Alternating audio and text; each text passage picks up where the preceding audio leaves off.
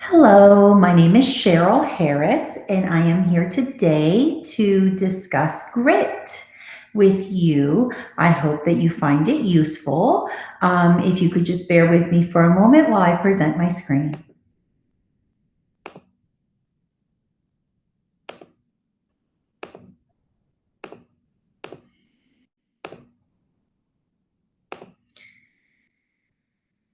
Going for grit, a how-to. Our goals for today are defining grit. What is it? Why is it important? We're going to be discussing 7 ways that we can support the development of grit in your child. So, what exactly is grit? It's when someone keeps working towards a goal even when there's challenges or barriers. And I really think this graphic at the bottom is really cool. It could even be something that's printed and posted on the fridge. Grit stands for giving it your all, redo if necessary, ignore giving up, and taking the time to do it right. So, as parents or caregivers, we can really focus on one of the letters for the week or all of the letters for the week and really starting to shape and helping our children understand what it actually is. So this is from the U.S. Department of Education. They believe it is one of the key skills that students need in order to succeed in the 21st century. And I just thought it was so cool because it talks about the perseverance to accomplish goals in the face of challenges and setbacks. So all of us can probably relate and understand that we didn't get where we are without any bumps in the road, right? So, we know that the academic resources should support perseverance. We want to make sure that we're applying the right tools to improve a situation. So that speaks to problem solving. And then we want to have, our short-term goals, but we also want to be working those short-term goals in an effort to get to the end or long-term goals. And then really, why do we need it? It provides an edge for workers who want to succeed with a lot of kind of interesting employment pictures. Or the picture of employment. Companies don't have the same set of rules that they did in the past. Companies move from point A to point B. So our goal is to support children in becoming well-rounded adults that have grit so that they can maintain, hopefully, the jobs or the professions that they choose. So in order to really foster grit in our children, we have to first go into developing interests.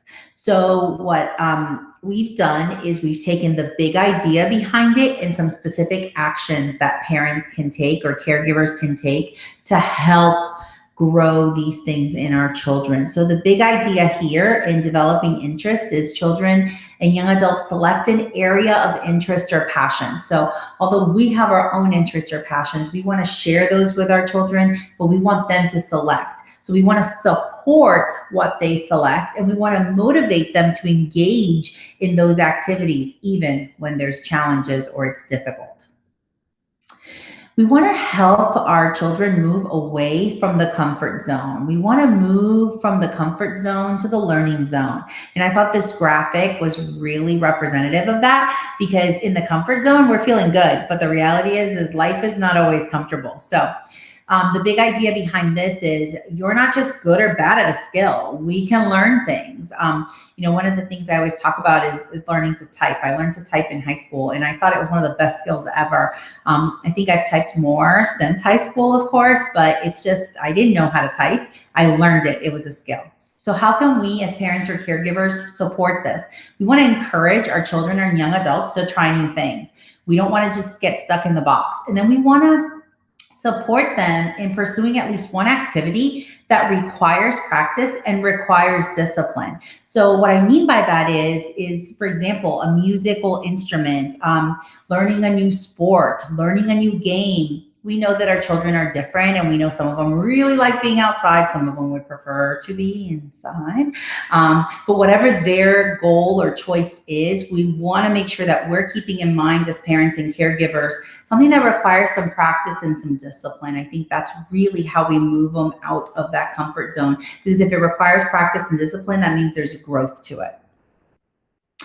Okay, so it is okay to be frustrated, and we need to remember and teach our children and the children in our lives that frustration can lead to learning. So we want to work through frustrating events because that leads to resilience. And resilience means that you're able to bounce back after you've hit a hurdle, or you're able to bounce back from a problem. So I know this is going to be difficult. It's difficult as an educator too, but we must resist the urge to jump in. I'm sure you've all jumped in before. And we want to support them in pursuing one activity, once again, from the previous slide, that requires practice and discipline. Because if they're practicing, then they're going to get better, hopefully, and they're going to practice, and they're hopefully going to get better and grow in that area. This might be a new word for some of you, or a new concept. It's the concept of growth mindset. It basically means that we can all learn, and that our abilities are developed and improved through effort and persistence. So I go back to that typing example. I did not know how to type, and I was hunting and pecking, and all of a sudden, man, I was home row typing and knowing when to space, knowing when not to space. Well, all of that was developed and improved through my effort and through some practice. So what can we do?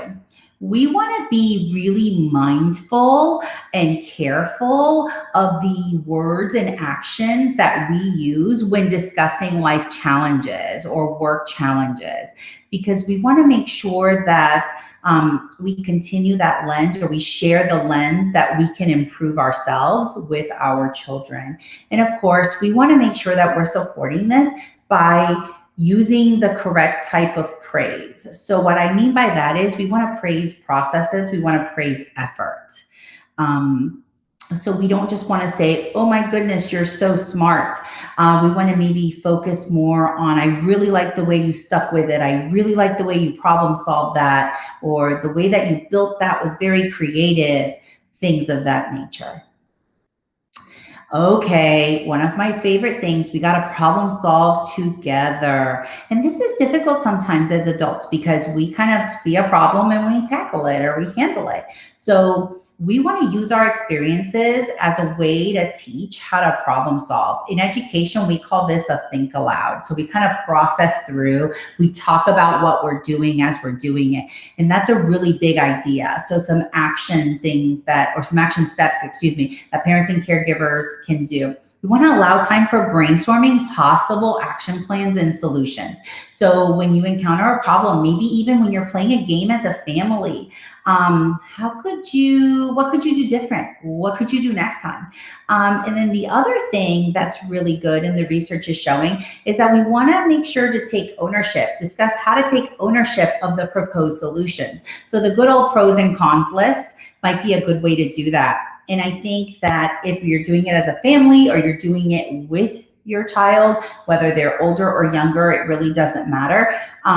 It's a good way to think aloud and show them how they can make some choices, but there's good things to those and not so good things to those. Okay, this is a hard one too. Sometimes we have to talk about setbacks. Yes, we have to talk about failure. And one of the ways that I wanted to do that today is we want to think about why kids might quit.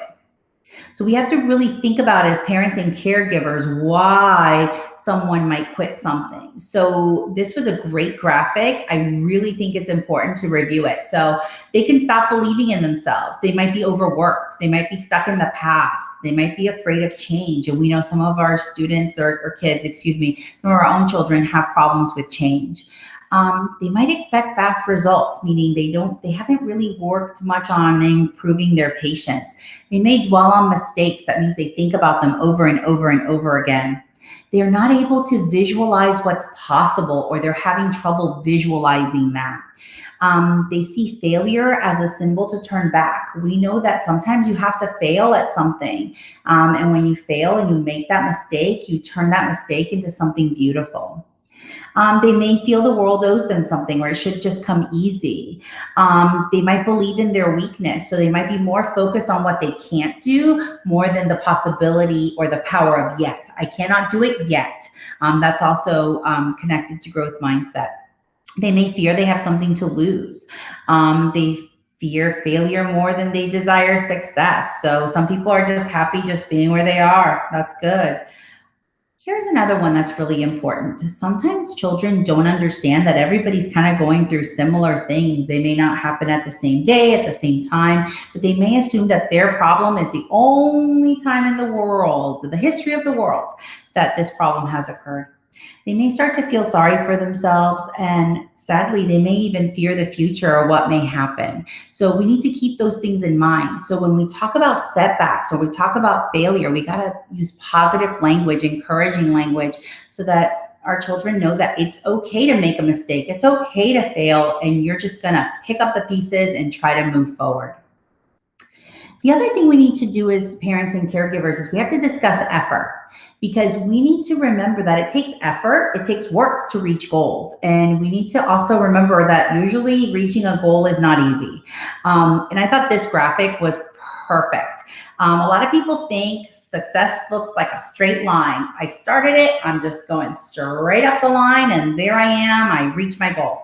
But most of us know that success kind of looks more like the other side. There's some twists in the road. There might be a dip here and there. It can be exciting, but it can also be really challenging. And understanding that it's not going to be easy, and some things that they can do to be resilient, to be able to bounce back. So as we're coming to an end in our presentation today, it's really important to think about helping our children change their language. So if you hear things like, I'm not good at this, maybe you start to say things like, so what are you missing? What am I missing? So we're changing the language. This is too hard.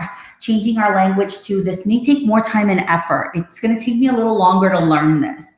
And I will admit, as I get older, things are becoming harder for me to do too. I can't do math. Well, how about we change that to, I'm going to train my brain to do that math problem, or I'm going to train my brain to do math. I suck at basketball. I'm not as good at basketball yet as I want to be. The power of yet. And a lot of kids will say things like, I'm super awesome at this. Even changing it, yes, you want to praise and you want to do the high fives, and awesome is a great word, but I've learned to do this. So if they say, I'm awesome at this, yes, bud, you have totally learned to do this.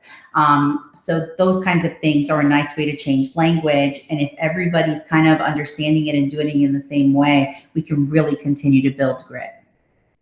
These are some resources that are available to you as part of this presentation. The article, How and Why to Teach Kids to Have More Grit, is where I got all those 7 steps from. It's a great article. If you have, I think it took me about 10 minutes to read it. It's really well worth it. And it's written in parent and caregiver friendly language. And then there's 2 videos. I didn't want to embed them, but please take a minute if you have time. How parents can teach teens grit. So if you happen to have a young a preteen or an adolescent, maybe a good one. And then Grit, Traits That Matter for School, Work, and Life might be a more general video that any parent or caregiver can enjoy.